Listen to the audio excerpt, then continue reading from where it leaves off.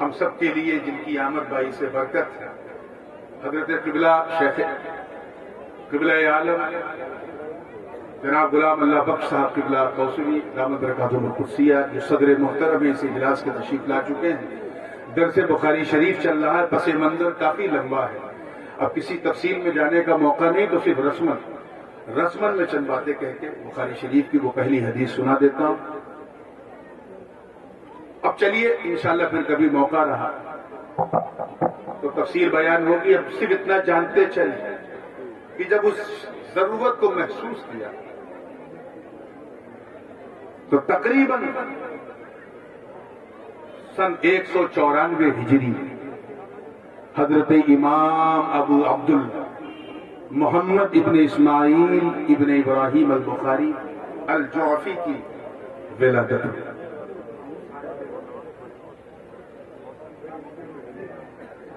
آپ کو جعفی اس لیے بھی کہا جاتا ہے کہ آپ کے دادا کے والد جس بزرگ کے ہاتھ پہ مشرف و اسلام ہوئے وہ جعفی تھے، تو اس نسبت سے آپ کو جعفی کہا جاتا ہے۔ اور بخاری اس لیے کہا جاتا ہے کیونکہ آپ کا وطن بخارا ہے، اجل محدثین، آپ کی شانیت اس غائب درجے کی احتیاط حدیث کی کہ تتبع اور اس کی تلاش میں فرماتے تھے کہ بخاری شریف میں حدیثیں ہزاروں کی مقدار،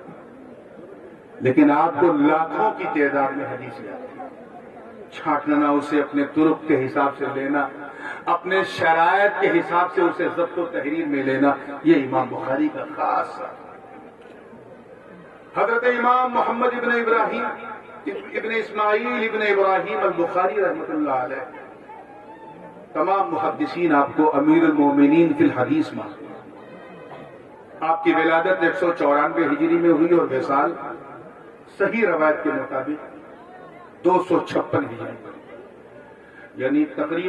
تقریباً 60 سے 62 سال کے آس پاس کی عمر پاک آپ۔ بچپن میں آپ کی ذکاوت اور ذہانت کا عالم یہ تھا کہ جب آپ کی عمر صرف 14 سال کی تھی، اس وقت آپ نے اپنے استاد سے حدیث پڑھتے پڑھتے ایک مرتبہ راوی پر ایک جرح کی اور کہا کہ حضرت جس راوی کی آپ بات کر رہے ہیں انہوں نے تو اس راوی سے کچھ سنا ہی نہیں۔ جب سماعت ہی ثابت نہیں تو روایت کیسے ثابت ہوگی؟ جب آپ نے تحقیق کی اور امام بخاری کی بات صحیح ثابت ہوئی تو آپ نے بشارت دی، ماتھا چوما اور فرمایا کہ امام محمد، اے ابو عبداللہ، جس نبی پاک کی بشارت ہے یہ تھی کہ میری قوم میں، میری امت میں ایک ایسا انسان پیدا ہوگا جو میری باتوں کو ایسے صاف کرے گا جیسے دسترخوان سے مکھیوں کو صاف کیا جاتا ہے، وہ کوئی اور نہیں، وہ تو ہی انشاءاللہ۔ چنانچہ حضرت امام بخاری نے ایک بار ایسا خواب بھی دیکھا کہ دسترخوان سجا ہوا ہے، مکھیاں اڑ رہی ہیں اور حضور نبی کریم صلی اللہ علیہ وسلم جلوہ بار ہیں، ان کے سامنے مکھیاں بنا رہی اور امام بخاری ایک پنکھا لے کر کے مکھیوں کو ہٹا رہے ہیں۔ جب یہ خواب آپ نے اپنے استاد کو بیان کیا تو فرمایا یہ وہی خواب ہے کہ حضور کی طرف وہ باتیں جو لوگوں نے منسوب کر رکھی ہیں جو حضور نے نہیں فرمائی، جو حضور کی حدیثوں میں سے نہیں ہے، نہ قول حدیث ہے، نہ فعل حدیث ہے، نہ تقریر حدیث ہے۔ اے بخاری، اللہ نے تجھے وہ ملکہ عطا کیا ہے کہ تم ان ساری چیزوں کو نکال کر صحیح حدیثوں کو جمع کرو۔ امام بخاری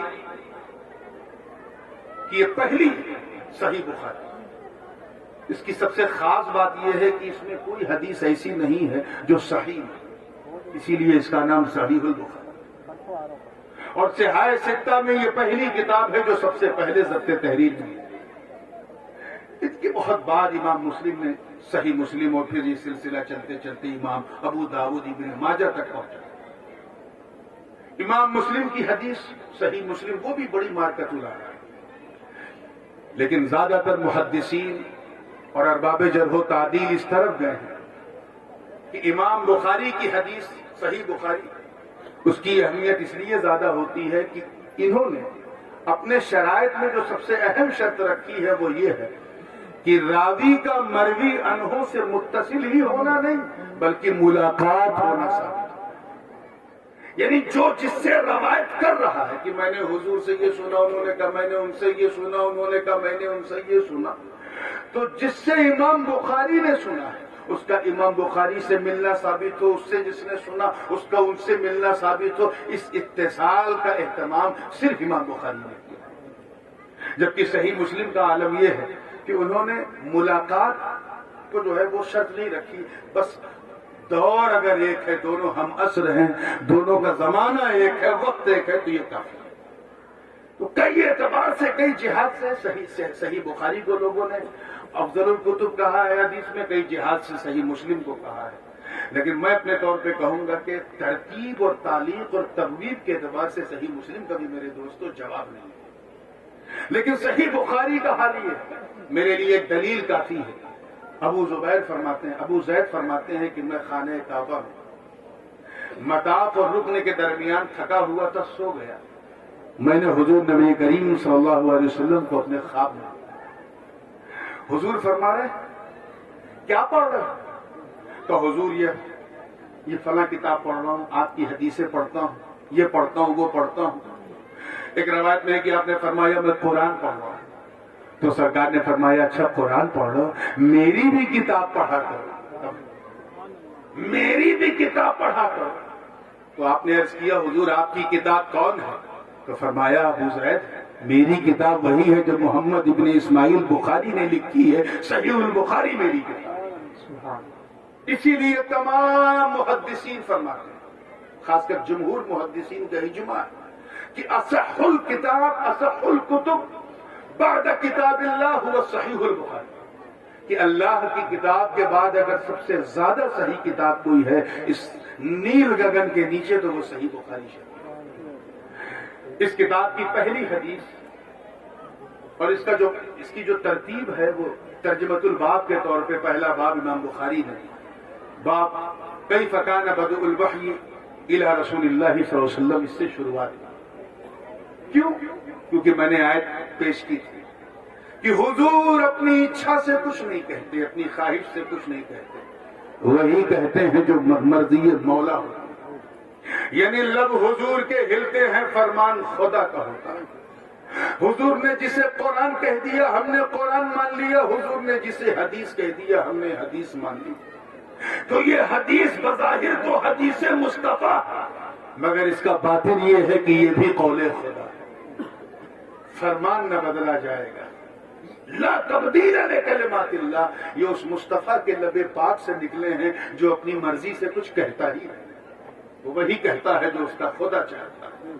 تو صحیح بخاری حقیقتاً اگر قول مصطفیٰ ہے تو مجازاً قول خدا ہے، اگر یہ ظاہراً قول مصطفیٰ ہے تو باطناً قول خدا ہے۔ اسی لیے وہی سے آپ نے ترجمۃ الباب شروع کیا۔ اب 2 منٹ میں اپنی بات کو ختم کروں گا کیونکہ اب بالکل وقت ختم ہو گیا ہے۔ میں چاہ رہا تھا کہ تھوڑا سا اس بات کی ایک مختصر سی تفصیل بھی ہو جاتی، لیکن اب کیونکہ وقت بالکل اجازت نہیں دے رہا ہے تو میں یہ جو دونوں بچیاں ہیں جو انشاءاللہ تعالی صحیح البخاری شروع کرنے والی، یہ کتاب کھول لیں